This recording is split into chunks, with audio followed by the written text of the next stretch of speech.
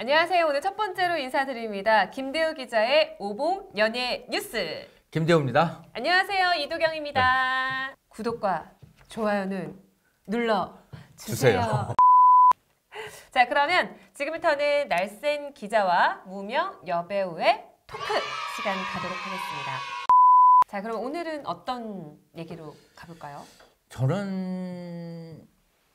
저도 이번에 좀 반성을 하게 됐는데 왜 사람들은 이 카톡이나 문자를 주고받으면서 과잉 언어들이 나오는지. 네. 그게 이제 바로 정준영의 카톡에 등장했던 잘 주는 여자를 준비해라.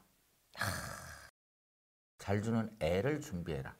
뭘 잘 준다는 거죠? 근데 이거에 대해서 뭐 여러 가지 게 있었어요. 뭐 이 승리 같은 경우에 맨 처음에는 그거에 대해서 편집이 됐다고 이제 YG의 공식 라인을 통해서 이야기를 했었고, 또 한편으로는 뭐 반성을 하지만은 그게 잘못 오자가 났었다. 잘 노는 이라고 표현을 하는 게 잘못 하는데 제가 잘 노는이라고 표현해야 되는데 그게 잘 주는으로 됐다. 오자를 하고 주와 저도 네. 또 그다음에 아이폰이나 갤럭시 같은 경우에도 뭐 어떤 폰을 쓰는지는 모르겠습니다만 자동 이제 수정 기능이 있어서 단어를 해주시지만 그 단어와 그 단어를 그렇게 했을 리는 없을 것 같고, 약간 니은 위에 지을 수 있긴 하네요. 그래도 이게 잘 노는가 다르죠. 이건 엄연히 다릅니다. 네. 자, 이게 잘 노는 여자를 준비해라. 이것도 좀 약간 비슷한 맥락 아닌가요? 그러니까 이런 경우가 옛날에도 있긴 있었어요. 좀 재밌게 노는 친구를 합석시켜 달라거나 뭐 잘 노는 친구를 부킹해 달라거나 하지만 저는 그 포인트를 잘 주는도 중요하지만 준비해라라는 거는 그 명령이거든요. 아니 누가 준비해요 그거를?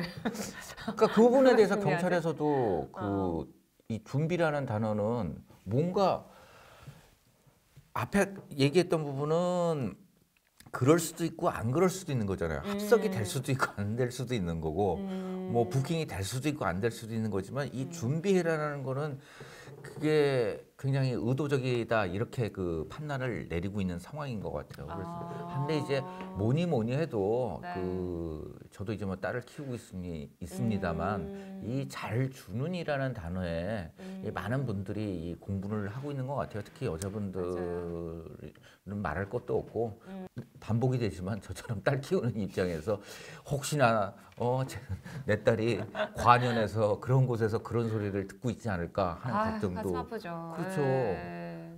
이것들이 일상적으로 쓰여졌다는 게 굉장히 문제점이지 않을까 하는 생각이 들고. 이게 어떻게 보면은 성상품화적으로 좀 가는 건가요? 그렇게 볼 수도 있는 거잖아요. 준비해라.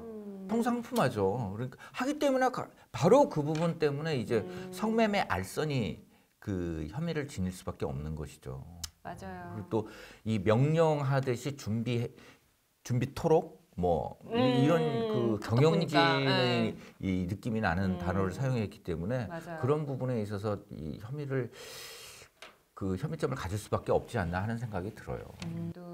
왜냐하면 그 승리의 카톡을 봤을 때는 그게 딱 얘기했을 때 다른 사람들의 반응도 좀 자연스러웠거든요.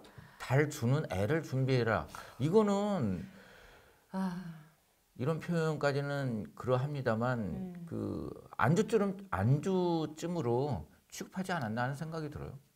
그거는 더 안타까운 거는 이번에 이제 FT 아일랜드 이 최준영 군 같은 경우도 작년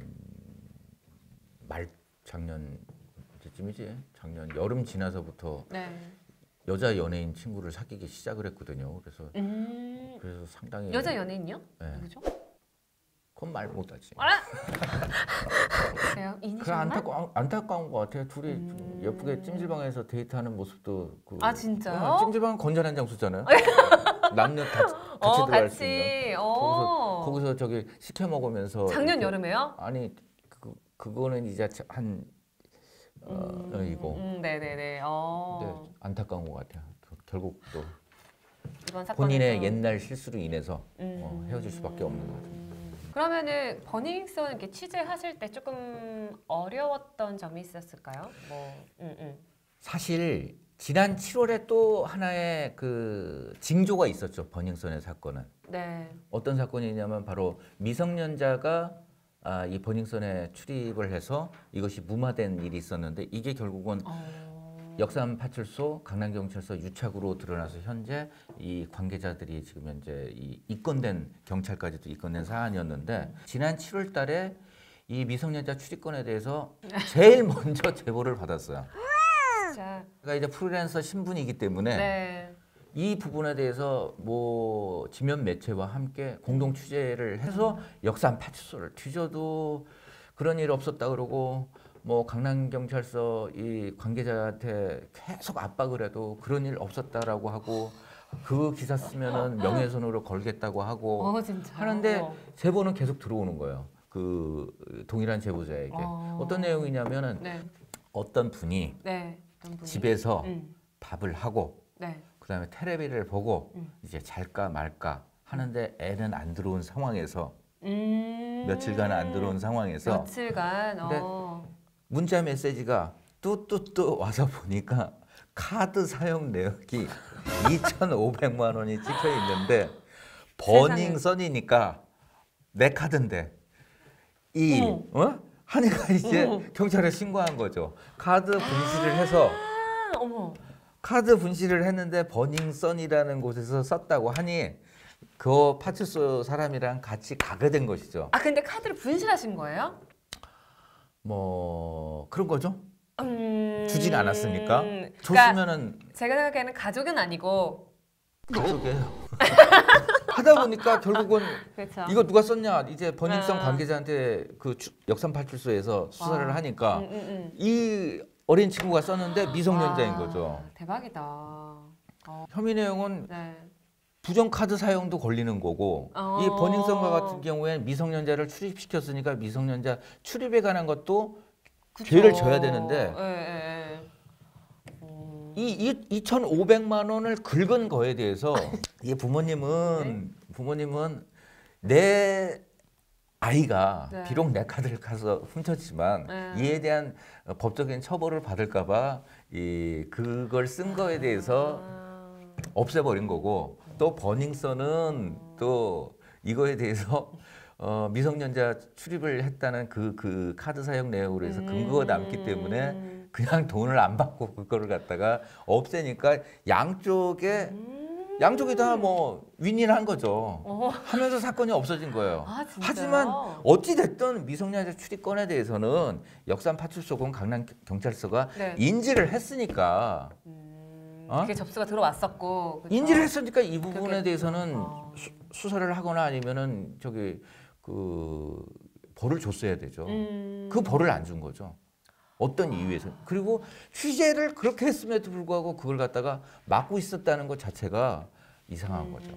그다음에 뭐 김상교 씨에 대한 폭행 장면 부분에서도 김상교 씨가 주장하는 부분들이 인권위원회에서 거의 김상교 씨의 주장을 받아들였거든요. 근데 뭐 119 출동 일지에도 한 5분간 정도 김상교 씨가 이 항의를 했는데 마치 20분간 영업 방해를 했다. 이렇게 기재가 되고 먼저 이 경찰의 목덜미를 잡고 쓰러뜨렸다 했는데 CCTV를 분석한 결과 이 경찰이 먼저 발을 걸고 넘어지는 과정 속에서 이 김상교 씨가 목덜미를 잡았다. 이런 부분들이 인정이 된 것이죠. 그리고 또 미란다 고지를 안 한 부분들, 그 다음에 또 파출소에 끌려갔을 때 이 119 구급 치료를 안 해준 부분들, 굉장히 문제가 많았었던 것이죠. 그러면은 그 버닝썬 대표는 영장 기각? 그 사실 이제 일반 분들이 생각할 때하고 그 다음에 또 이제 법률적인 판단 부분은 상당한 차이점이 있죠. 그래서 대중들이 받아들일 수 있는 부분하고 뭐 이런 부분들이 있는데 부족한 점이 많지 않을까 하는 생각이 들어요. 대중들이 생각하는 만큼 형량이나 아니면 또 혐의 인정 부분에 있어서 어려운 점도 있고 그다음에 증거 부족인 측면도 있긴 하지만 네. 지금 현재 뭐 대통령도 이번 일에 대해서 강력한 수사를 하라 이런 지시가 내린 만큼 최선을 다해서 수사를 하고 있고 네. 지금 현재 뭐 이 경찰청, 검찰, 그다음에 뭐 세무당국, 심지어 이제 지금 움직이고 있는 거는 소방당국까지도 움직이고 있어요. 그래요? 업소가 제일 많이 걸리는 게 어. 소방법 위반이거든요. 지금 다 나오네요. 하기 때문에 네. 그런 정보를 찾고도 있는 상황이어서 뭐 정준영과 같은 경우에는 일단 네. 이거는 몇 년 전 일입니다만은 네. 이 몰카 촬영과 몰카 유출 이미 그거는 카톡상으로 다 나오는 거예요. 증거가 다 충분히 있는 거기 때문에. 그러니까 그거를 갖다 뭐 찍고 보여준 것 자체까지도 있는데 이게 10건이 넘기 때문에 해결 방법이 없고 아마 가중처벌의 대상이 되지 않을까 하는 생각이 들어요. 물론 이제 지금 뭐 정준영과 같은 경우에 세 대의 휴대폰을 제출했죠. 네. 근데 황금폰은 삭제가 되지 않은 상태였지만은 한 대의 휴대폰이 공장 초기화 시킨 것으로 돼 있는데 이 부분에 대해서 뭐 이 경찰이나 검찰의 수사 의지가 있으면은 뭐 포렌식이나 이런 형태로 해서 밝힐 수 있다고 주장을 하시는 분들도 있고 네. 못한다라는 생각을 하시는 분들도 있어요. 이번 사건 정리해 주신다면? 정말 안 좋은 일들 연예계에서 벌어질 수 있는 한 수십 년간의 엑기스만 다 모아서 한 부류의 사람들이 다 일으키지 않았나 하는 생각이 들어요. 날샌 기자와 그리고 또 무명 여배우의 토크 어땠는지 궁금합니다. 여러분 좋았다면 좋아요와 구독 꾹 눌러주세요. 네, 고맙습니다. 여러분 꾹 눌러주세요. 이거를